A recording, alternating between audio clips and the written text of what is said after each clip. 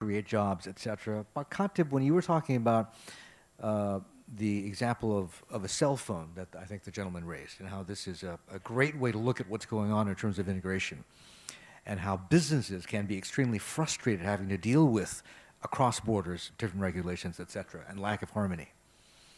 With regard to business, Mike, and we were talking about this, I want to bring you in on this, and the TPP.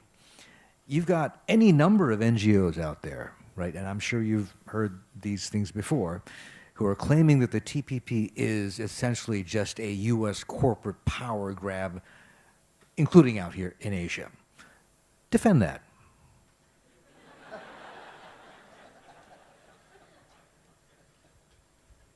You're asking me to defend the power grab? No. Well, okay, first, is it? Well, I think that a lot of these criticisms, I think that this is it's a very interesting question that's sort of parallel to this debate, in that it tends to be anti-trade rather than anti-TPP or anti-WTO. I think that what you're seeing is the forces are amassing against TPP simply because that's the big thing that's been brewing over time. But I think that basically to answer the question, I think people, this business grab or the corporate grab suggests that there are special interests involved in pushing the agreement. And of course there are. There are the TPP, there are the WTO. That's what pushes forward agreements. If there are no special interests, what political momentum is there going to be to do anything, right? Now, some of these special interests will be in favor of trade, some against trade. These are the ones against trade.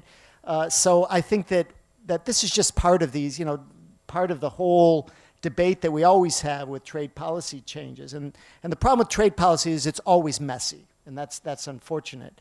But I think that this is being cast in an ideological way that really doesn't serve the substance of the debate, but rather the political aspect to it. That's my feeling anyway.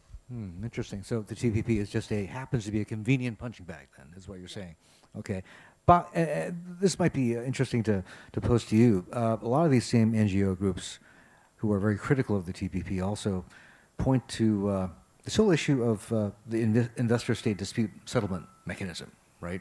And they're worried that, oh my God, this is going to mean that we sign up, if we become part of this, I could have an American company sue an entire country, a foreign country, a sovereign. Does an issue like that concern you? Because we were talking about this offline a couple of seconds ago, and Mike goes, well, I mean, theoretically, yes, it could happen, but I mean, it's rare. Very few cases get brought up like that. Does something like that concern you with regard to the TPP? I'm glad that I end my term last October, so I can